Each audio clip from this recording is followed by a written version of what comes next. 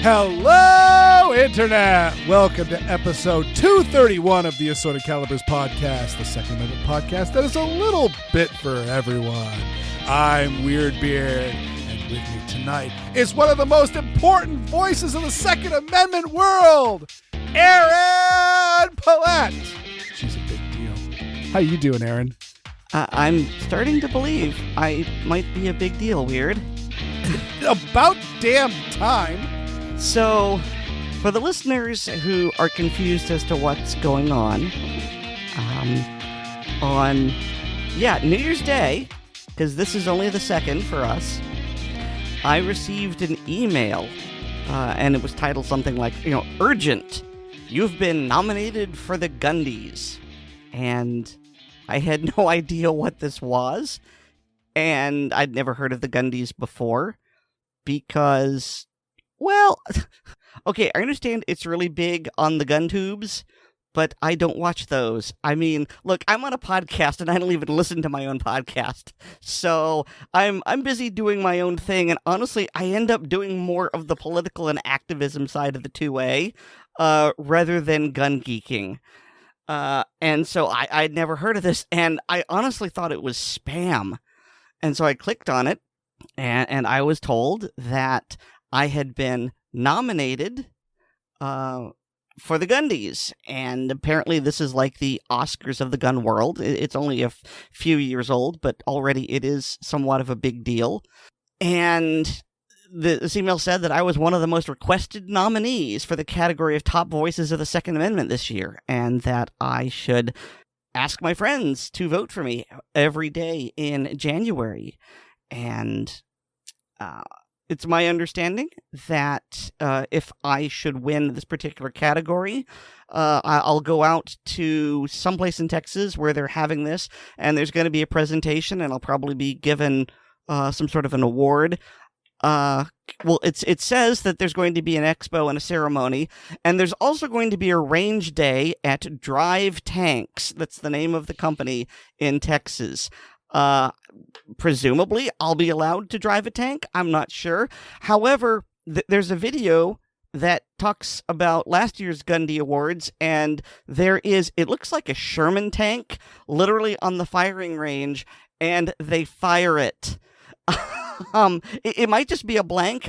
I don't know, but still, they are discharging something from the main gun of a battle tank.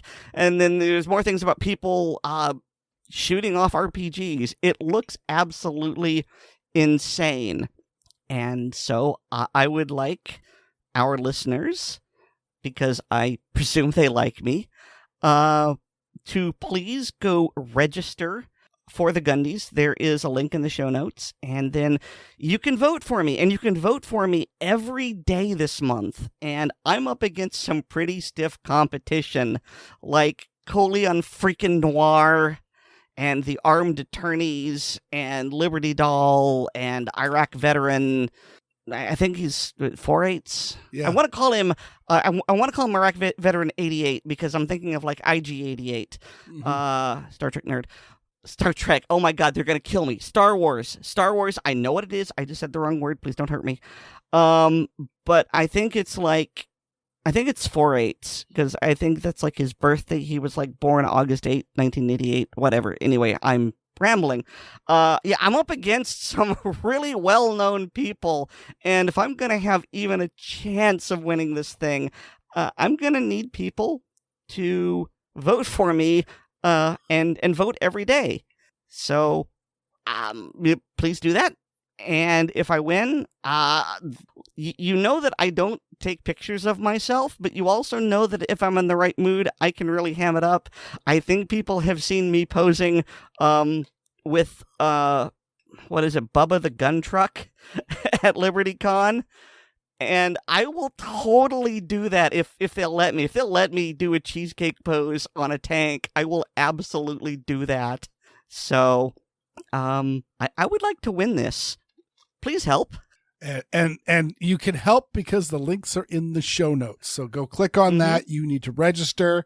And then I was not aware that my votes come back the next day, and so I will. So I will continue to vote every day as well because this is fun, and I'm also going into the other categories and all that. There is I think it's most entertaining video. Matt Carricker's in that because like I haven't had a chance to meet Matt Carricker, but damn it, I'll get Aaron to meet him. So yeah, this is a big deal. This is awesome.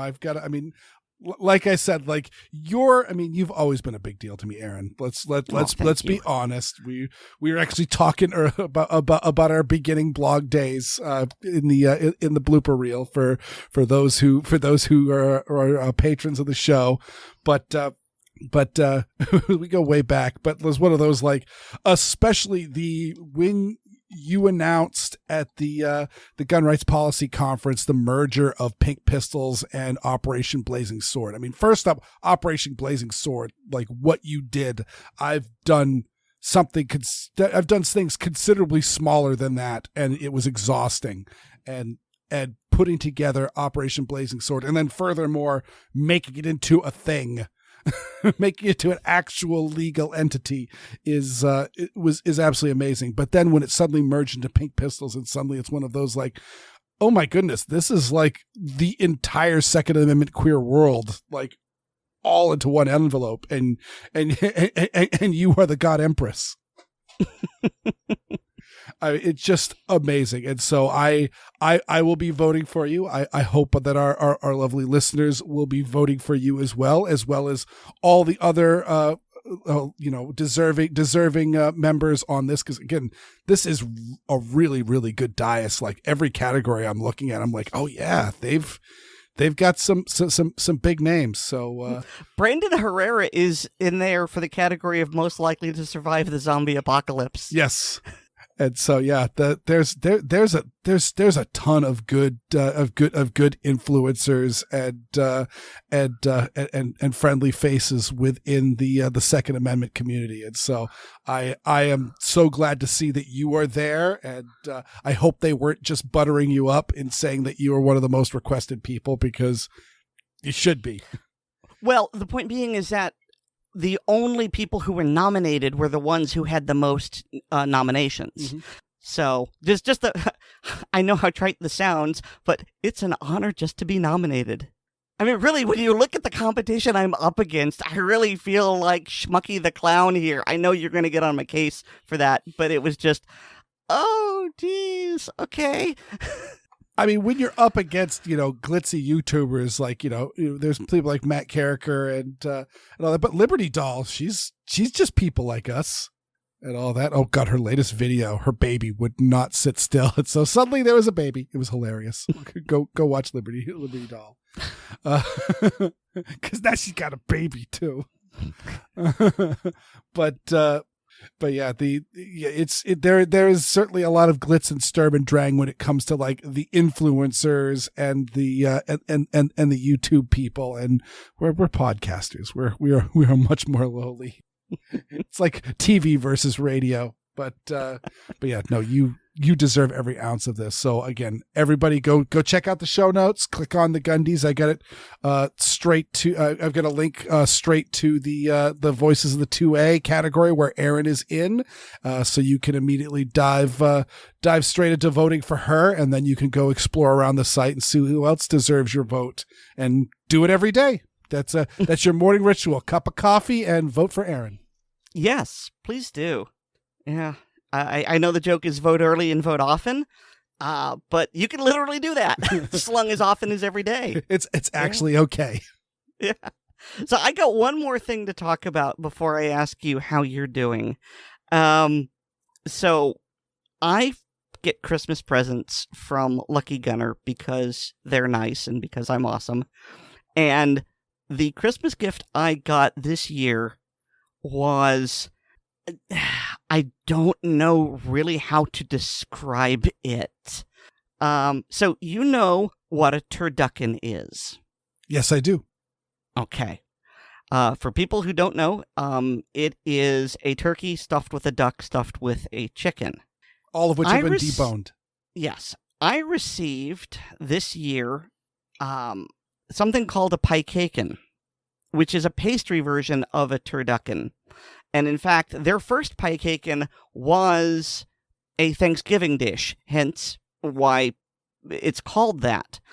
But I received the Christmas version from them, and it was delivered by Goldbelly, which you may not have heard of, but it's, gourmet food that you get delivered to you.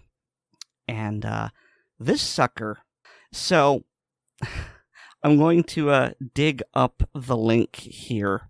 So the Christmas Piecaken features 4 of the best-selling products of the holiday all in one. So it's got a base layer of chocolate pecan pie. Then there's a layer of eggnog cheesecake. Then there's red velvet cake. And then it's all layered together with amaretto buttercream and topped with a sweet and tart cherry pie filling. And there are also red and green sprinkles on top. This sucker, it says, this package serves 10 to 12 people. And it's true. It's dense like a ice cream cake. Each Piecaken has a 7-inch diameter, measures 5 inches tall, and weighs in at nearly 6 pounds. It's delicious. Please don't get me wrong, but eating a slice is, wow. Okay, let's get the insulin booster handy. It is very rich, and I mean that in both senses of the word. It's very expensive, and it has all the calories. Oh my God, it's good, but just a little bit really fills you up. Well, I have to say that I have only had like a really, really cheap prefabbed turducken. I think my dad saw one in the meat counter after Christmas, Thanksgiving, one of those where a turducken holiday, and like one of them didn't sell and they were getting rid of it because it needed to either be bought by somebody or thrown away. And and he cooked it for us one evening, and it was not great. But at the same time, I have never actually heard anybody say, "Oh, turducken! I love turducken. That's one of my favorite meals." So overall, turducken is a big production and a big display with a big wow factor. But I'd be fine with just a turkey. This appears to be just the opposite. This is a big wow factor because I'm looking at the pictures and they're in the show notes. It is a spectacle. It is. I mean, it is the reason why the terrorists hate us, and yeah, it is spectacular and it is a spectacle, but also it looks delicious. It is. And I am not much of a dessert guy. I am definitely much more on the I wish turducken was good category, but this looks amazing. So, Anthony at Lucky Gunner, thank you so much. I appreciate it. Anthony's good people. He is. He's such a nice guy.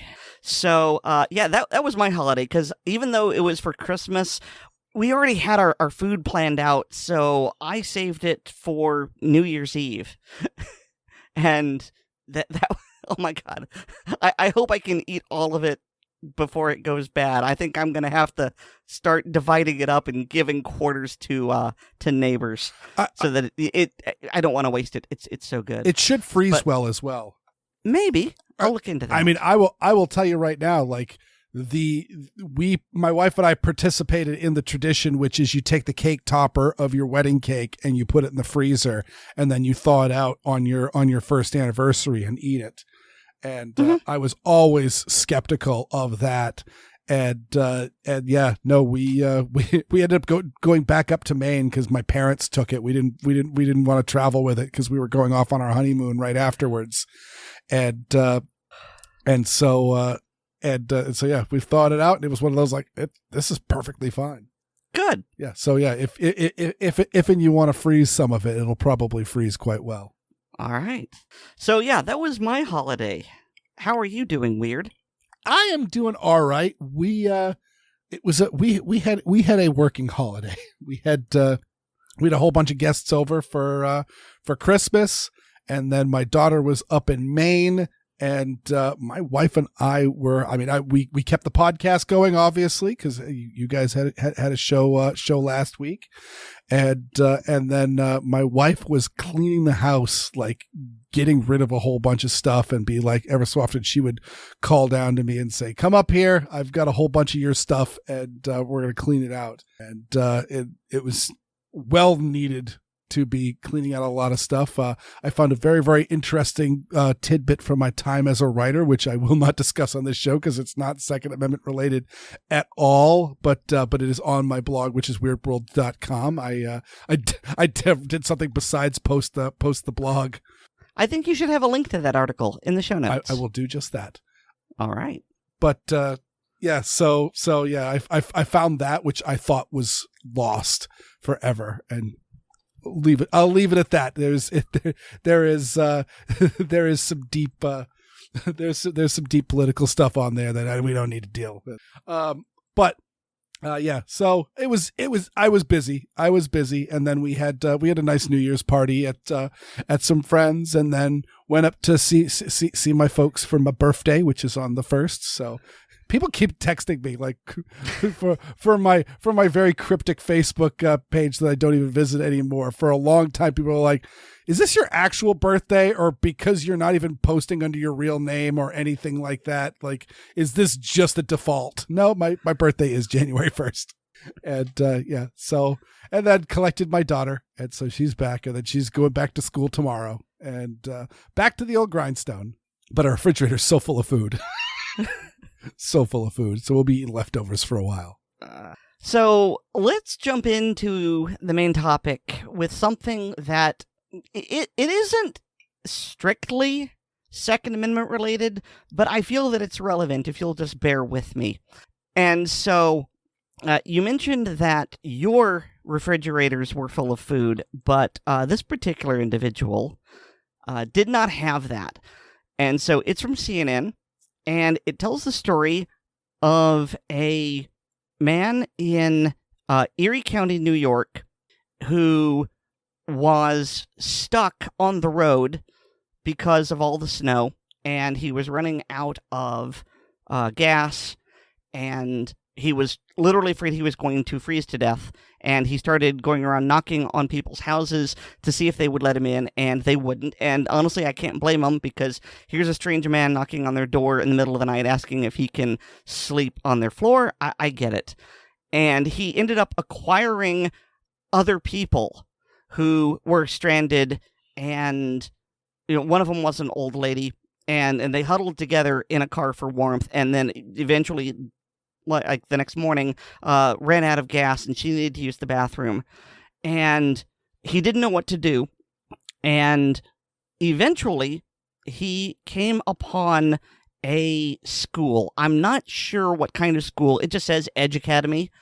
I don't know if that's an all grades, but what he did was he broke into the school because he knew that they had heat and a bathroom, and he broke in, and also then broke into the kitchen so that he and the people he had acquired, and at this point there were at least 10 of them.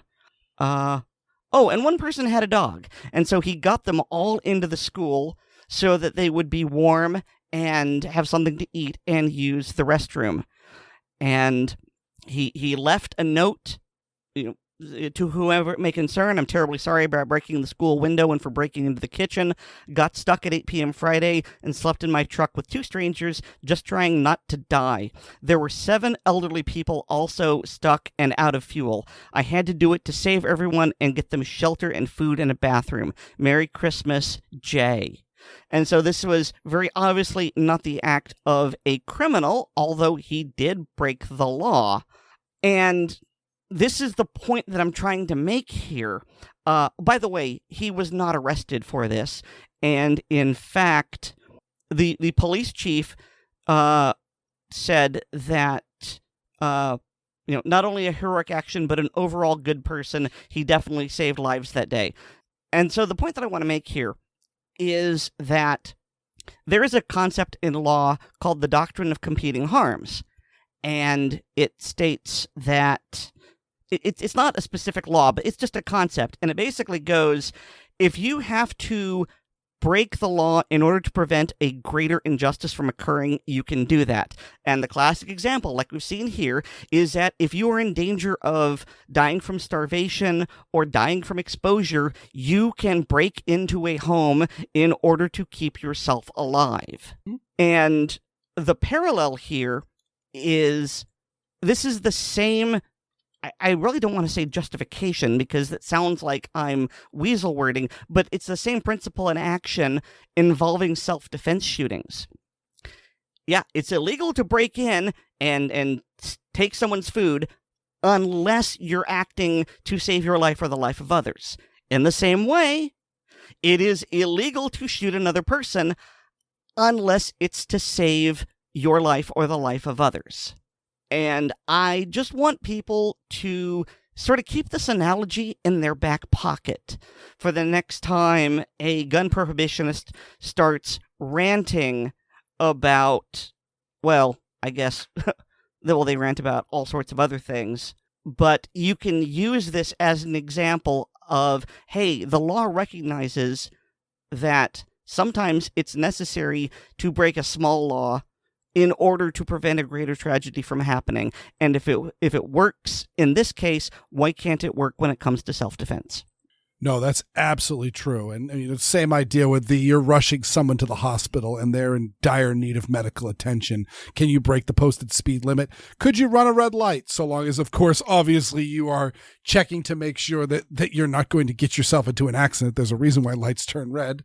Ambulances have the exact same thing. They can run red lights while they have their lights on. It's generally advised for them not to, unless they feel it's absolutely necessary. But also, you're to tie this into the Second Amendment, you will often hear people, Joe Biden being one of the people that says this, will say that the Second Amendment's not an absolute right. And that is absolutely true. But then they turn around and make it say that, oh, we can ban people from carrying firearms. We can have gun-free zones. We can limit magazine capacities. We can ban things like AR-15s and double-stack pistols and what have you. And in fact, no, the it's not an absolute right is very similar in the, obviously, breaking into property and all that is something that's protected. I mean, it's protected under the Fourth Amendment right, but also just under common law.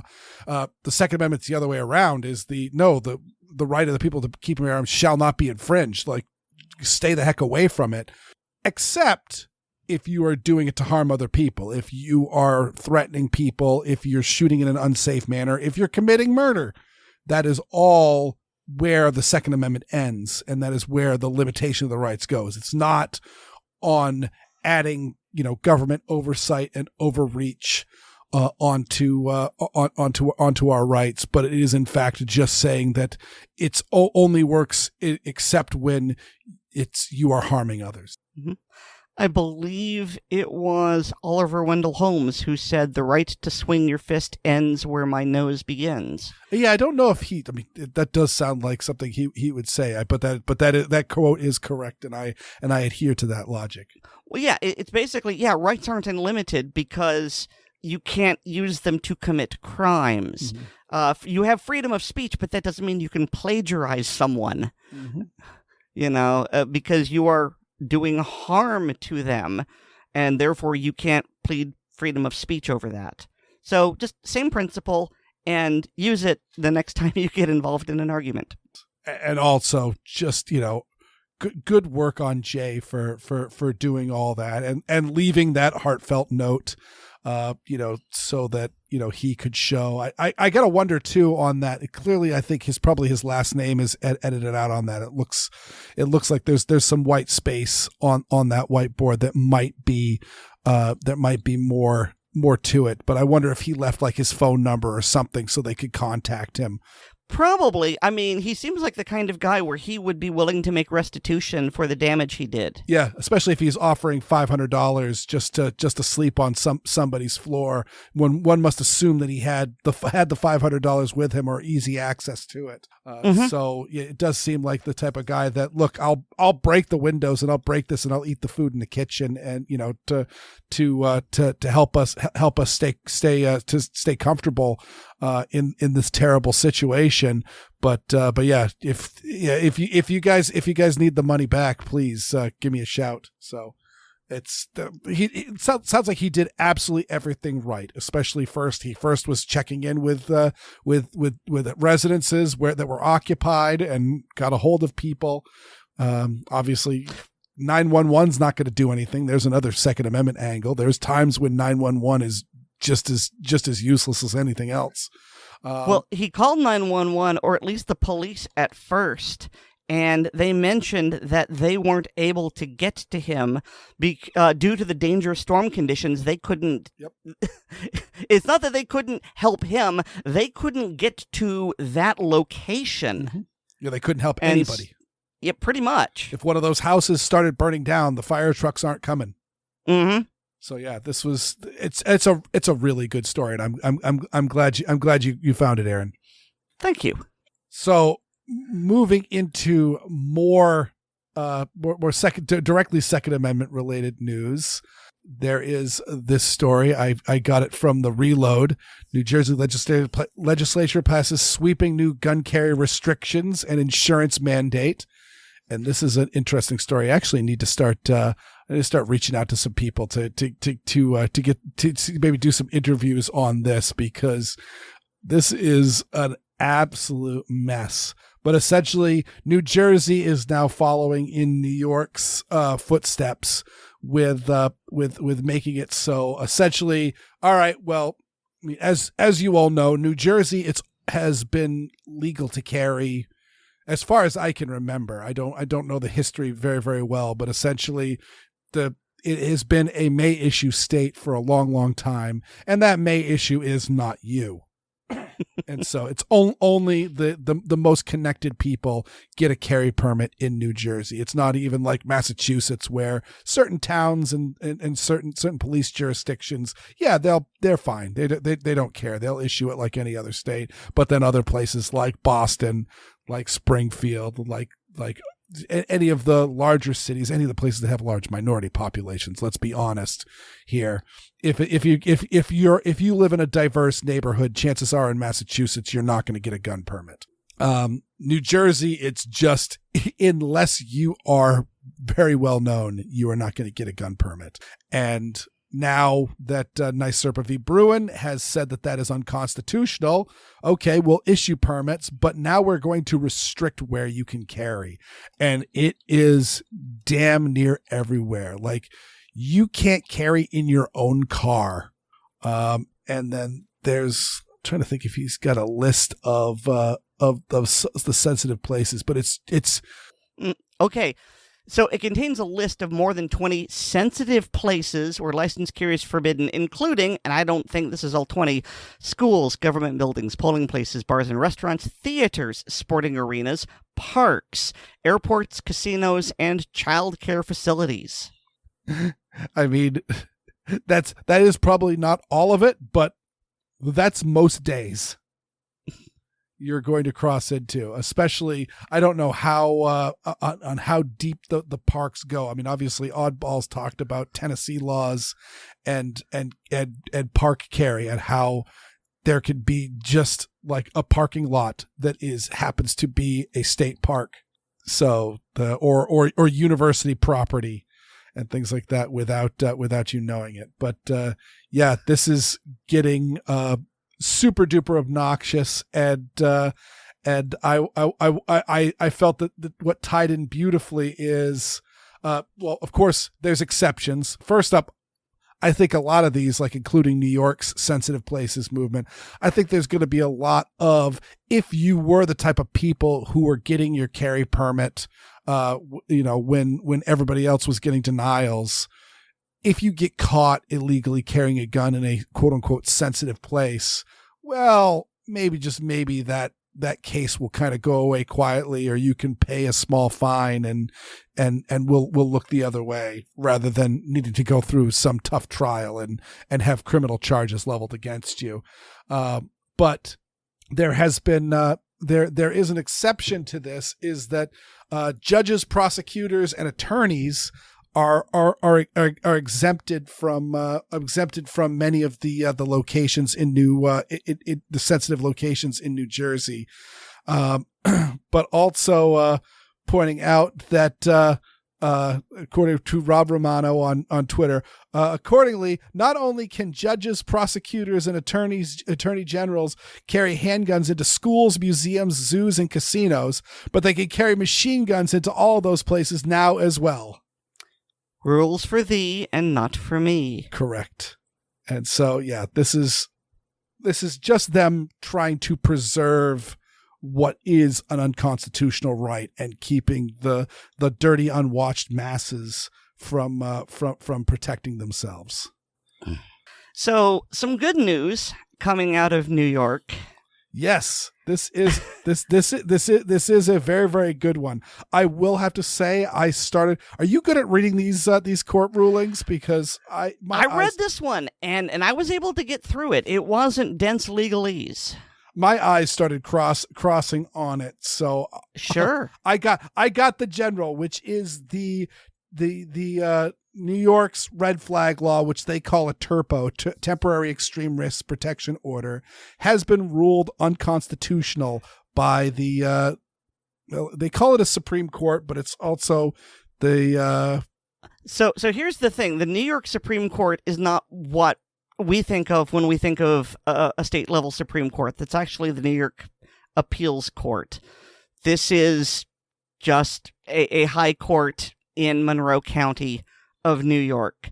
So it's not the win that I originally thought it was, but still a pro-gun ruling coming out of New York State is fantastic. Mm-hmm. And I will try and keep this very brief.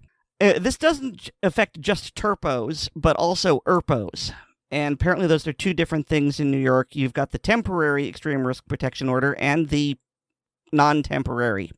And what it goes into is that it states, well, it compares TERPOs and ERPOs to other forms of involuntary commitment and, I don't know what the term is, but when you check to see if someone is in their right mind.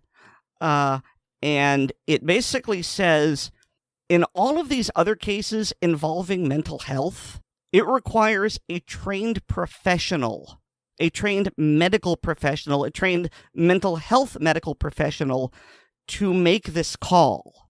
And there are all these court cases that talk about how New York has affirmed the right of people, even the people that are in mental health distress, to receive fair treatment. And while the police can be sent to investigate and bring the person in, the police always defer to the medical practitioner. However, we've got now these TERPOs and ERPOs where not only are non-medical personnel doing it, but laymen and, judges. Actually, I don't think he said judges. I think it was like lawyers, police officers, and even just, John Q. Public, because it all started with a man trying to get either an ERPO or TERPO against his girlfriend. And the judge makes the point that, look, it says here in the law that this needs to be done by a mental health professional, but TERPOs and ERPOs are not being done by mental health professionals. They're being done by laymen. And here's how we do all other mental health things in this state, and they all worry about the rights and due process, and they make sure that mental health professionals are consulted.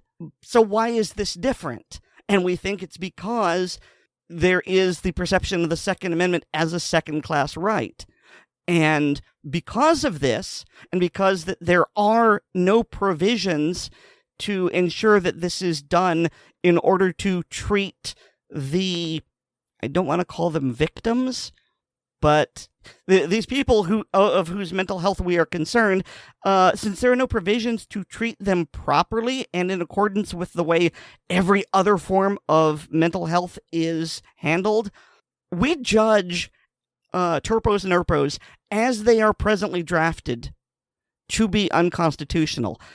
And it was phrased that way because I believe the judge is stating, okay, New York Legislature, go back and rewrite this. And the best part of this for me is that it's not the actual last line, but the conclusion of the argument before they lay down their decision, where they state that, it's deemed unconstitutional and the petition they reference is dismissed in its entirety. The last line of the argument, right after it says that TERPOs and ERPOs are deemed to be unconstitutional by the court as per this ruling as presently drafted, period, it cannot be stated clearly enough that the Second Amendment is not a second-class right, nor should it ever be treated as such. Unfortunately, yeah, it's not as high a court as you were hoping, so there probably will be an appeal, but that's good to have written in writing, especially in the state of New York. Absolutely. And yeah, this is going to be fought, and it will probably be fought all the way up to the SCOTUS. In which case, I hope we get Judge Clarence Thomas doing a version of Did I Stutter? But also, we really need to keep the word of mouth campaign going through, because ERPOs, PERPOs, DERPOs,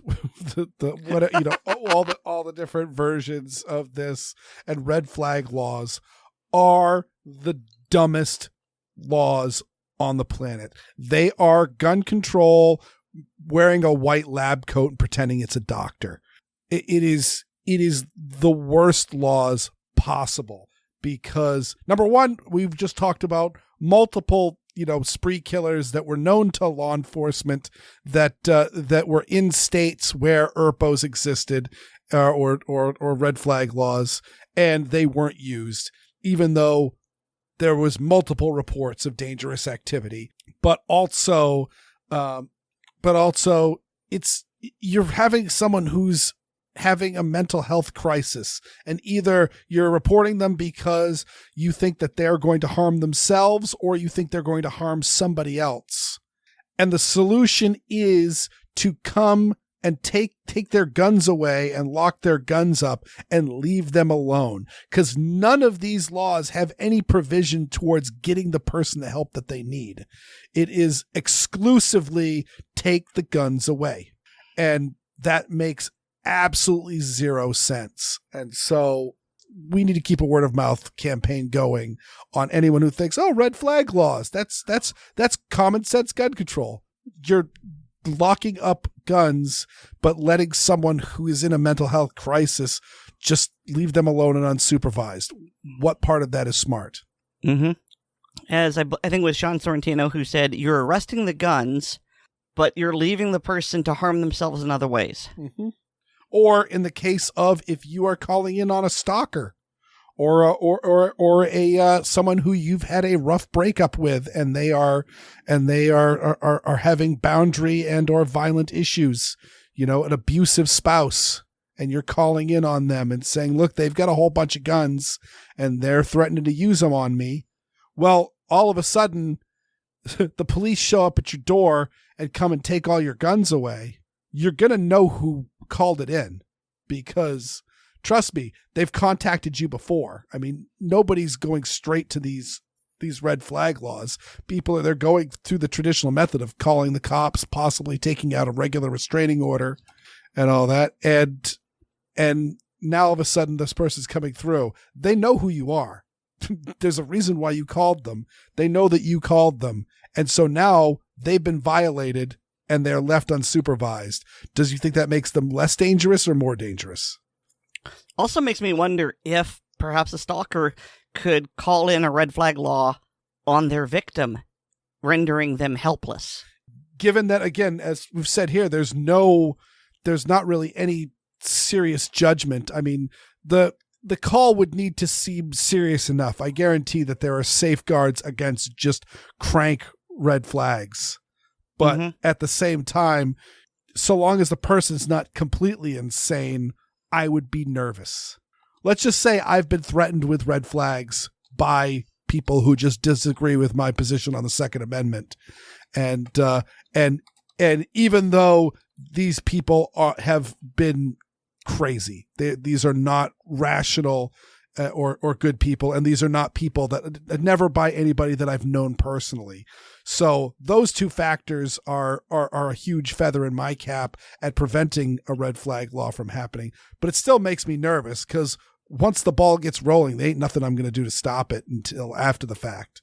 And so, yeah, they are also rife for abuse. And so you're not wrong, Aaron. So speaking of someone who should have gotten a red flag law because they were known by the police, and speaking of sensitive areas that you definitely should never want to conceal carry in, there was a machete attack in Times Square during the New Year's Eve celebrations. And I want to point out, because I have one of these, that's very obviously a cold steel kukri machete, which is a very fine machete. I've had mine for 10 years now. I've used it and abused it, and it still keeps working, still got a very sharp edge. So I recommend it to all preppers and people looking for a universal hacking tool. The point that I'm making here is you can get it on Amazon and have it delivered to your doorstep. Mm-hmm. So New York City has all of these laws, and this guy still got a machete delivered to his doorstep. Although, who knows, New York may change that now, but... Well, I would add he's not from New York. He actually is from the great state of Maine. He is from Wells, Maine, according to the sources. I assume how it's written that he is actually currently a resident of the state of Maine. Which is one of the most gun-friendly places in the world. And so even if New York can ban all of that stuff, it's a constitutional carry state. But it also means that he could have easily brought a gun with him if he had decided to do that instead of the very large knife, which is just as illegal as a gun on the streets of New York. Yeah, especially since, according to the news, not the newspaper, it's CNN, but apparently expressed a desire to die and to join the Taliban. Yeah, that was really weird, because I'm reading the title, but yeah, he expressed a desire in his diary to join the Taliban and die as a martyr. Why he didn't bring a gun, I don't know. I'm thankful he didn't, but that's kind of a mystery to me. I mean, this is clearly someone who doesn't spend a whole lot of time thinking things through, because we can think of just off the top of our head, we can think of a dozen ways he could have made this worse.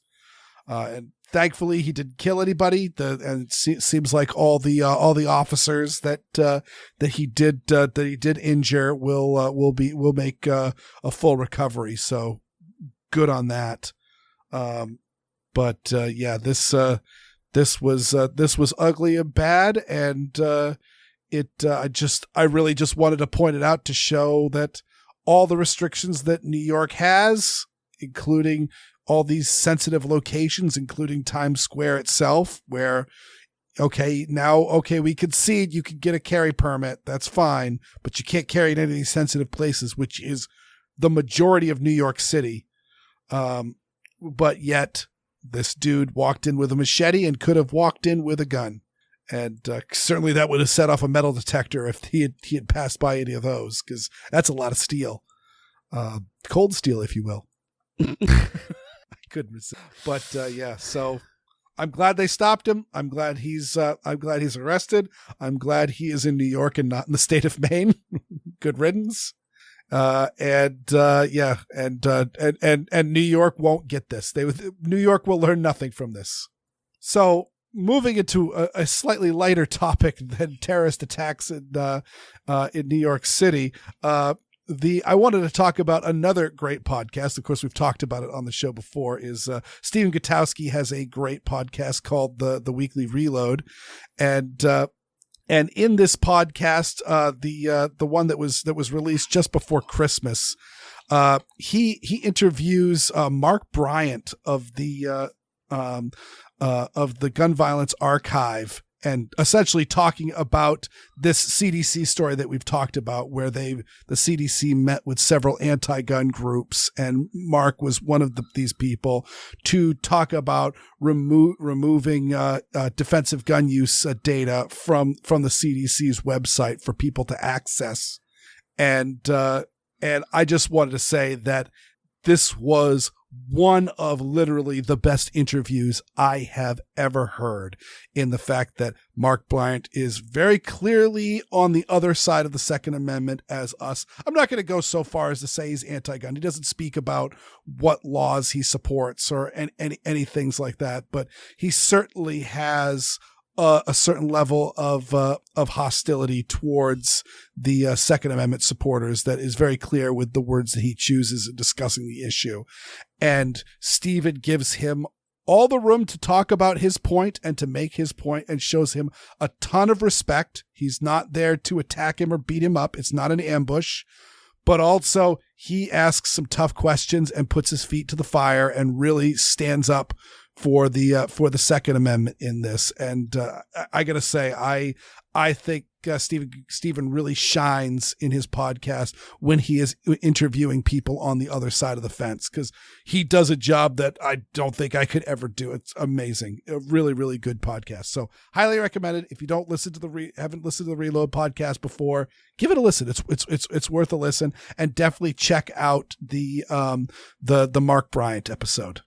And now, the saga of the Buttmaster. And now for something completely different. Yes, you heard that right. Aaron said Buttmaster. Specifically, the Serbu Buttmaster. So first, in case you don't know, so Mark Serbu is a gun maker out of Florida, and he makes all sorts of crazy firearms.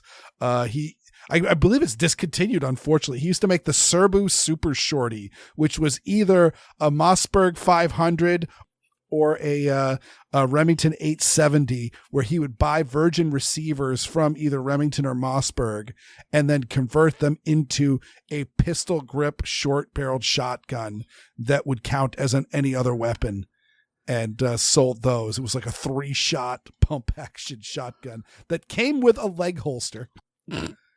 He's also got the Serbu BFG 50 caliber rifles. He's got a whole series of. He's got a semi-auto one, and he's got a bolt action and all that. He's got the RN 50 for Royal Nunsuch 50 that most famously blew up from a hot load. Everyone believes it was not his fault. Nothing to do with Serbu. The gun was extremely strong, but everything has its limits. In front of Kentucky Ballistics, Scott got nearly killed by a gun explosion, and that was a Serbu firearm. But one thing that Mark Serbu has made was something that he called the Buttmaster, that was entirely for just his own sense of humor. And this makes Oddball's Trash Panda gun look glittering in comparison. Oh, it is straight up like a hood rat zip gun. It is a super duper short barrel screwed onto the end of a tube receiver that has an integral striker and charging handle action and a little safety hook. And essentially it works very similar to the Altor in the fact it slam fires a little 22. And he made it just for giggles. It honestly, it looks like he took a Maglite Mini and turned it into a gun, because it's that small. Yep. I mean, it is literally, just a little zip gun like you might see made by a machinist in like an auto body shop and selling to criminals. It is that. And the whole joke was that it was implied that this was a gun that you could carry in your rectum. And he even had a rectal insertion suppressor for it. Oh. But so he made it dead serious. I'm sorry, you said but, and I had to laugh.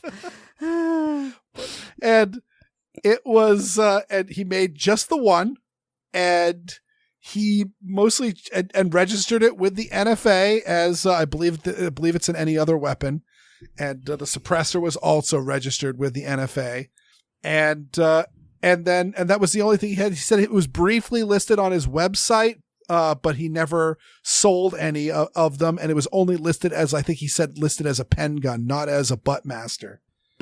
And then all of a sudden he started hearing people laughing because in Canada's latest gun ban, the Serbu Buttmaster is one of the hundreds of guns listed by name. And people were obviously the Black Rifle Coffee was listed in their assault weapons ban. And it's one of those like, what is Black Rifle's a coffee company? What type of illegal guns are they making? AR15.com was listed as a gun. It's one of those. That's a web forum, and we speculated. We talked about it on the show on where this could be and what's going on with this. But Mark Serbu was very perplexed because the only people that he thought should know about the Buttmaster, specifically by name, was the NFA. And of course, if you have dived into that any bit, the NFA is kind of a sticky source because it's considered privileged tax information as far as the registry goes. So things like we don't know exactly how many of which guns are on the registry. And it's also hard to dig into if someone finds a machine gun in an attic to find out if it ever was registered, because it is so without the linking paperwork to the registry, it is very, very difficult to get the ATF to release information about this registry. And so he was wondering if there was a leak somewhere in the ATF that was feeding information to Canada about NFA items. But unfortunately, as cool a conspiracy theory as that is, there is actually an Interpol. Mark Serbu discovered that there's an Interpol gun list that lists the makes and models of guns that are on the NFA, not who owns them or serial numbers or any of the information that's on the registry, but just letting them know about various quote unquote dangerous weapons, which is what the NFA is supposed to be covering. But it's a friggin' 22 pen gun. It is. And so this Interpol report is available to Canada, and this is likely where they got it. But still, Canada has banned, by name, the one-off prototype, and it's in their law forbidding the Buttmaster. They are butthurt about the Buttmaster. Yes, they are. I may say, may I petition Aaron that we were talking about entitling this episode Saga of the Buttmaster, but maybe butthurt about the Buttmaster might be better. Well, yours is... Well, actually, you came up with both of them. Saga sounds more heroic and impressive and therefore absurd, but butthurt about Buttmaster is punchy and crass. I don't know. I like them both. Well, you guys clicked on this podcast to listen to it, so you know what the title is, but we don't. All right. Back to anti-gun shenanigans. It's time for another weird audio Fisk on the Brady Campaign's podcast that supposedly takes down the pro-Second Amendment talking points.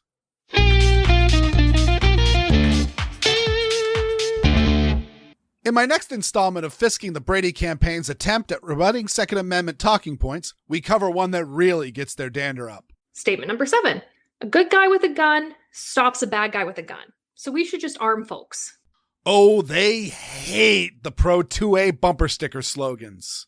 The, if guns are outlawed, only outlaws will have guns. If guns cause crime, then forks make people fat. I carry a gun because a cop is too heavy. When seconds count, the cops are minutes away. Guns don't kill people, People kill people. And it takes a good guy with a gun to stop a bad guy with a gun, among many others. These things piss them off because they are as true as they are simple. Of course, bumper stickers aren't facts, but it's not like I'm ending my Fisk after just this one clip. Oh, goodness. I don't even know what to say. Well, actually, I'll tell you what I say. My name's Tanya. Just so you know, I'm the Director of State and Federal Policy here at Brady. I have Tanya's resume in the show notes. She's a lawyer and has been doing lawyer things most of her adult life. And I hear this a lot. And my immediate response has always been that assertion is, one, wrong, and two, that it's really dangerous. There is no factual support for the assertion that a good guy with a gun stops gun violence. Oh, yeah? Think of a mass shooting. Now think of how it ended. In rare circumstances, though more common than they used to be, the killer is taken alive by armed people, and they're apprehending a killer, which is pretty good of them. Most of the time, the killer dies, either from being shot by an armed citizen or law enforcement, which is pretty good, or they kill themselves, which is also good. Okay, that last one was glib. But even when the killer takes their own life, they don't do it in a vacuum. They're surrounded by good guys with guns, and they choose to take their own life rather than being apprehended by the good guys with guns.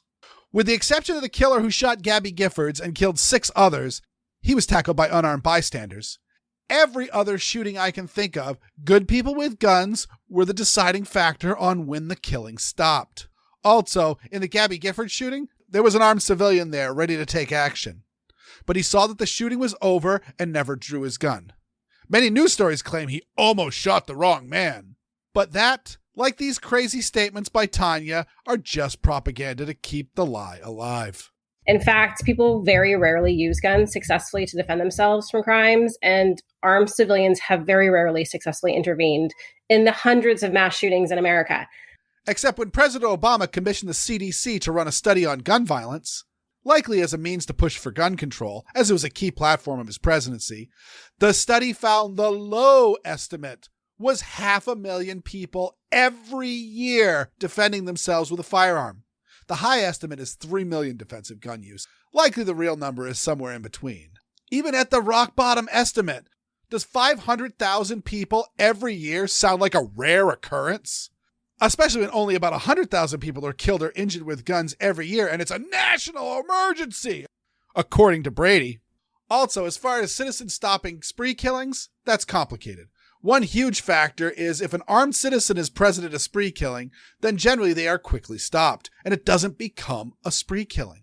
Also, very often spree killers plan out their attacks so they can face minimal opposition, and frequently carry out their attacks either in areas that are posted or legally restrict the carrying of personal weapons, or in states that heavily restrict carry. So even if carry was legal there, A, getting the proper permits is very difficult or impossible, and B, there isn't as much of a gun culture, so the idea of somebody just carrying a gun seems alien. Still, just off the top of my head, I can think of several potential spree shootings where a private citizen intervened and stopped the shooting, either before anybody was killed or before it could reach the threshold of a mass shooting. We had the West Virginia woman who popped a man in a park who started shooting at a birthday party with a rifle. We, of course, had the amazing marksmanship of Eli Dicken in Indiana. And we had the Amazon driver who shot an armed man in the gun-free zone of an Amazon warehouse before he could kill anybody. That's just 2022, and only the stories that made the national news. Of course, in the show notes, I have a report from Dr. John Lott that shows that the FBI numbers of armed citizens stopping mass shootings is off by a factor of 10, meaning nearly half of all active shooter events were stopped by an armed citizen.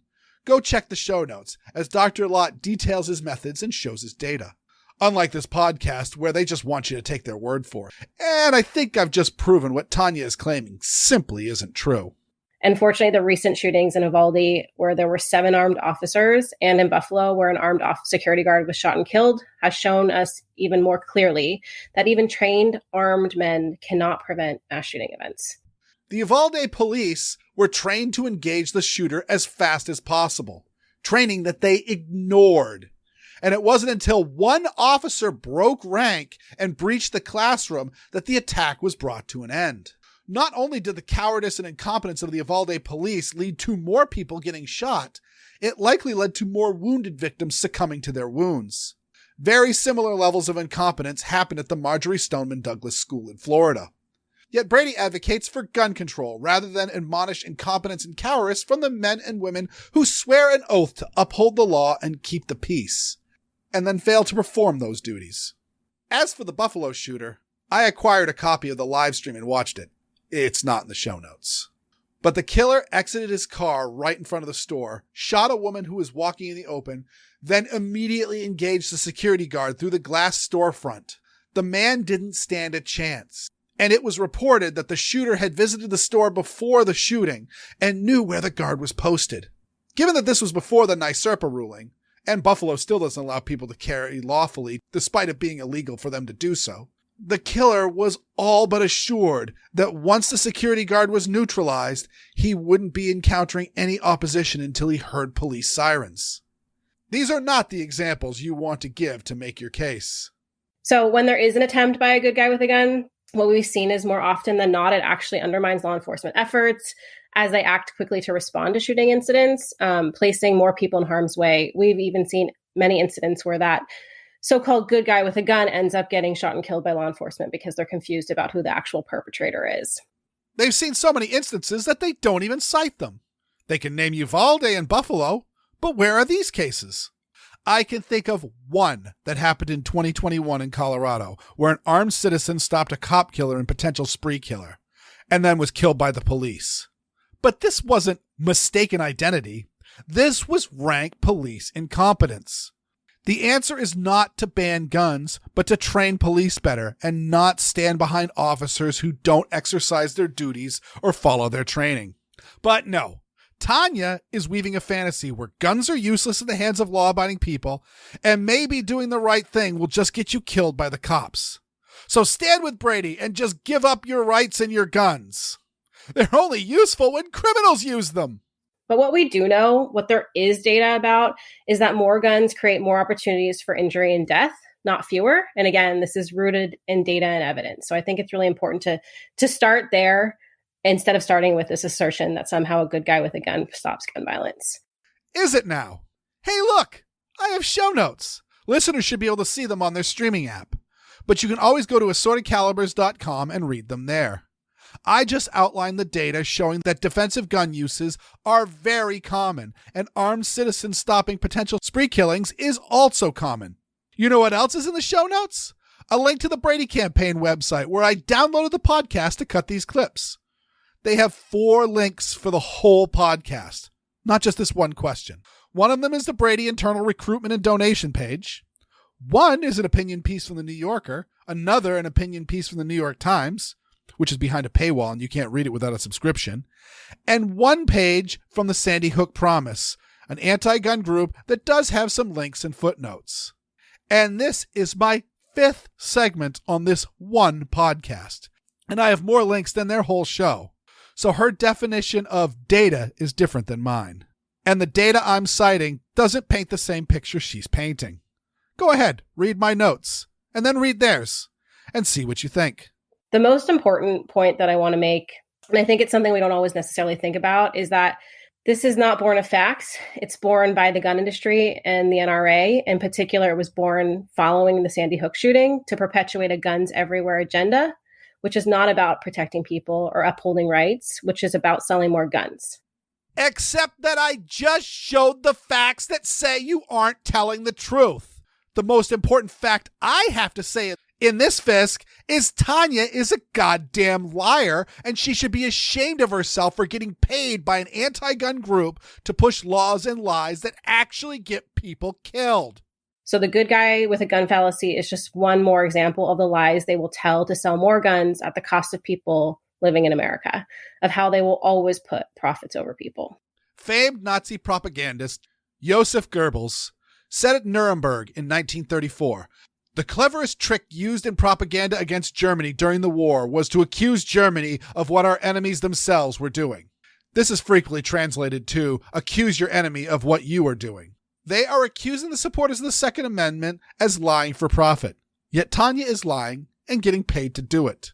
And the data is in the show notes to prove it. Those are your anti-gun talking points and a few rebuttals to combat them.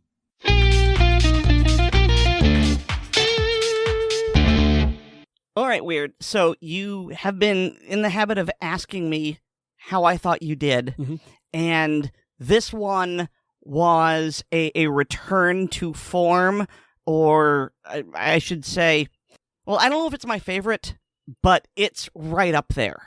And I really, really liked it. You made a lot of really good points, and I have saved this in my personal notes.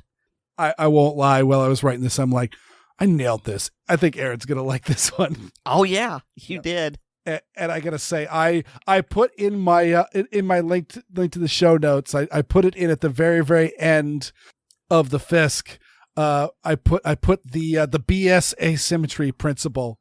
A link to the explanation of that. It's a nice little comical page on it, but essentially talks about the fact that it's super duper easy to say something that's not true, but it's far harder to dispel it being not true. Is I could just say I am a jelly donut, and you would need to have a picture of me or able to get a hold of me to realize that I'm not full of jelly, to prove that I am not a jelly donut.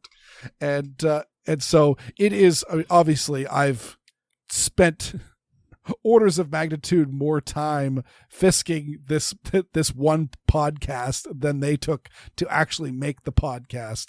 But I do like that it's laying out all of these anti-gun talking points and giving me a chance to dismantle them and then leave links for people to reference. And so again, use those links, use these talking points. This is arming you for around the water cooler discussion, or in the holidays, someone brings up something. Actually, my father was actually talking about how dangerous the United States is compared to all other countries, and I referenced the where the United States is in violent crime statistics around the world that I used in one of my audio fisks, and that's the whole point for you for me doing these. Plus, I hope you had fun listening to it. Well, I certainly did. All right, on to a less fun but very necessary topic. Following up on a topic I mentioned several weeks ago, David doesn't talk about guns, but instead talks about tourniquets.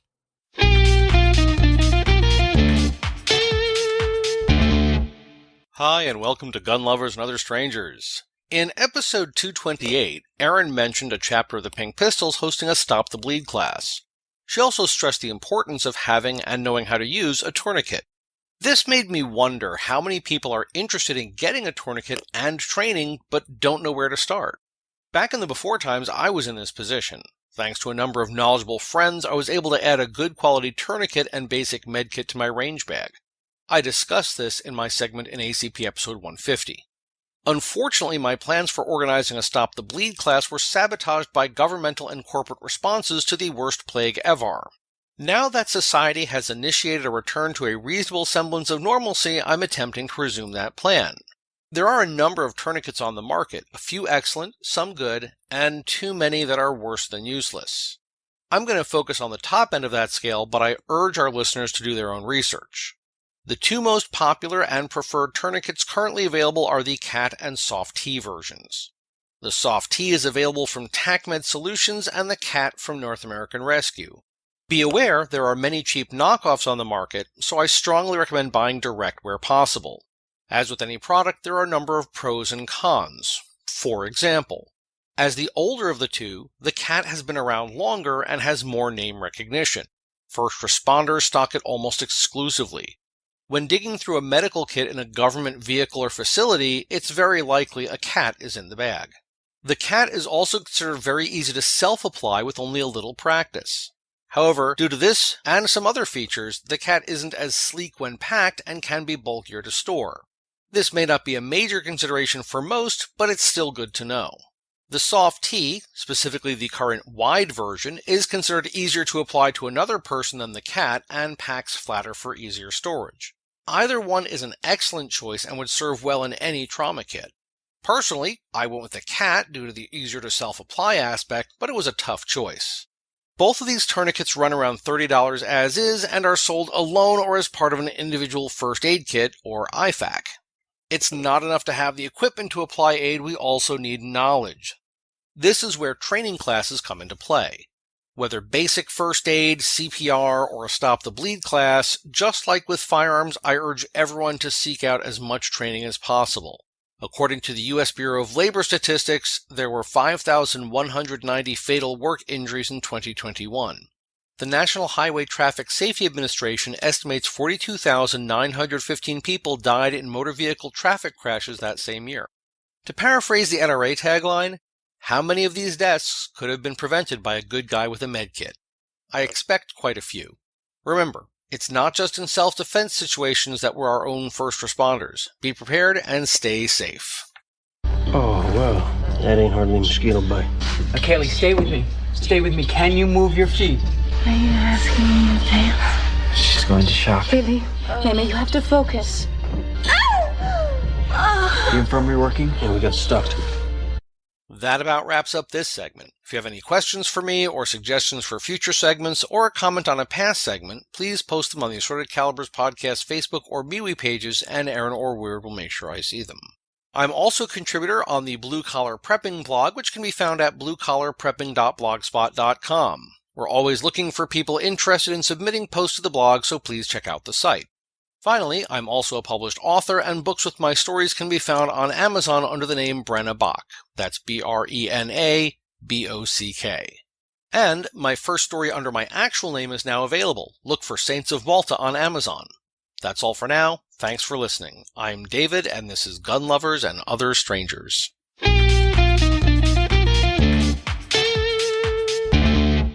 So, yeah, tourniquets, first aid in general is something that's very near and dear to my heart because, well, prepping.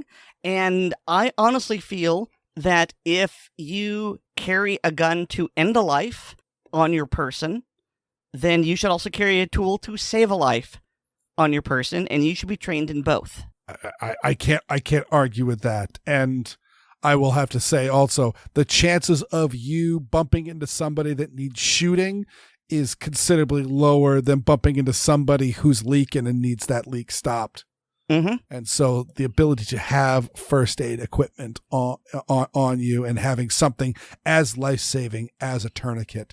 Actually, we mentioned we were mentioning the terrorist attack in Times Square, the terrorist attack that happened in Boston, the Boston Marathon bomber.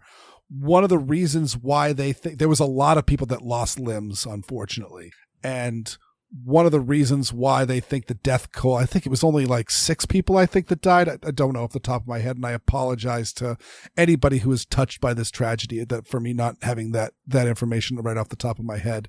But the numbers were surprisingly low, especially given that it was an explosive attack. And one of the reasons why they believe the survival rate was so high was because just before the bomb went off, a National Guard group had run the marathon in their full battle rattle, and or at least in uniform. And part of their uniform, they had their IFAKs, their individual first aid kits.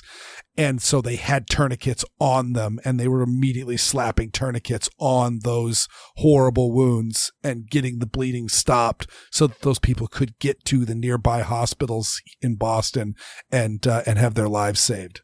So, yeah, this is good. And I think I need to get off my butt. I'm going to be clicking on David's show notes and either grabbing one or both of these and then start looking at some instructional videos just to get the basics. I mean, I have Red Cross first aid training, and I've got like a whole bunch of medical knowledge because I'm a biologist and I've worked in hospitals.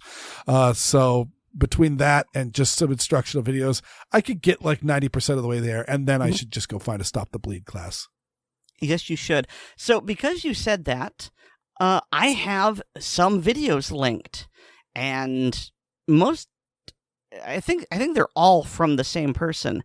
And so there's a video on how to apply a cat tourniquet, and then there's how to apply the SOF tourniquet, and there are also some videos on how to store them and stage them. And stage them needs a little bit of explanation because when especially with the cat. Less so with the SOF-T, but the cat comes in a specific way, and I had it explained to me, and it makes sense. When you need to use it, you're either in shock because you're bleeding, or you've got an adrenaline dump because you are trying to help someone else who is bleeding. And in either case, you may lose some of your fine motor skills, and you also want to deploy and apply it as quickly as possible. But the way it comes, it comes optimized for storage, not for deployment. And so there are ways where you can set these tourniquets up where they deploy very quickly and with fewer things to mess with. And this was taught to me by someone who had some first aid, like trauma training. And then this video guy, I don't remember, but I believe he's actually a practicing paramedic of some sort. And especially in the cat application video, he talks about how he talked to people who had just come back from service. And here's how they did it in the sandbox. They've got some ideas based on experience as to how this should be done properly. And just as an interesting aside here, I think it's interesting. One of the reasons we've advanced so far in tourniquet technology is because of the 20-year-old war in Afghanistan. And I'm not saying that all the loss of life was good, but I'm saying one of the good things that came out of it was we had this tremendous advance in medical technology. Because I remember growing up, when I got first aid training in the Boy Scouts, I was told that you've got to be very careful about a tourniquet because someone could lose a limb, and you get to periodically loosen it. And as a result of the experiences in the Gulf War, they discovered, you can leave the tourniquet on for 8 hours or more, and the limb will be fine. And so we are sort of seeing a renaissance in tourniquet technology, and we should absolutely avail ourselves of that new knowledge. Yeah, no, I remember reading a story about, actually it was in the iRobot. There's a story where somebody gets severely injured, and the robot talks a young boy how to apply a tourniquet, and then tells him to draw a clock face on the boy's forehead with an indelible marker, so that the EMTs can see what time the tourniquet was applied, specifically for that same reason. Well, I mean, it's still a good idea. Yeah, but either way, go find the bleed, but don't wait for that. Go get yourself some gear. David's got some links in the show notes that you can check that stuff out, and you get yourself some gear and see if you can figure out a way to carry it around. And because chances are you're going to find somebody who needs the bleeding stopped more than you need someone who needs the bleeding started with the gun. One quick differentiation on the main difference between the cat and the SOF-T. The cat uses Velcro, and the SOF-T doesn't. And I heard from Kelly Grayson, aka Ambulance Driver, that he prefers the SOF-T because if you get sand, dirt, other things into Velcro, it won't close as well. And I thought that made sense, and this is a man who knows what's what. And so that's why I exclusively carry SOF-Ts. But if you've got a cat, I mean, I've got a couple of cats, there's nothing wrong with it. Use what you have. But that's the main difference. One uses Velcro, the other does not. Excellent. Well, I think we've reached the time in our show where we thank our listeners. Thank you so much for listening. And also a very special thanks to all our supporters on Patreon. To become a Patreon patron, go to patreon.com/Assorted Calibers podcast to sign up. Patrons get an early release of the podcast, plus bonus content like the hilarious blooper reels, the ACP film tracks. I hope you guys enjoyed the Christmas gift of Die Hard. That went out to everybody. Get a little taste of how the ACP film tracks work, and the ACP Mag Dump. Also, please remember to rate us on Apple Podcasts, subscribe to us on the platform of your choice, and share the show with your friends, both online and off. You can get more from me at my blog, which is weirdworld.com, and you can hear me weekly on Handgun Radio on the Firearms Radio Network. And you can get more from me at Linktree/Aaron Paulette. That's linktree.ee/Aaron Paulette, all one word. And of course, make sure to follow those show notes to the Gundies and vote for Aaron Paulette. Daily. And thanks to Nate Spencer for our music. He's a Buttmaster, and I'm a Piecaken. I don't know what we are, but we're assorted, and so's our podcast. Good night, everybody. Good night. Delicious.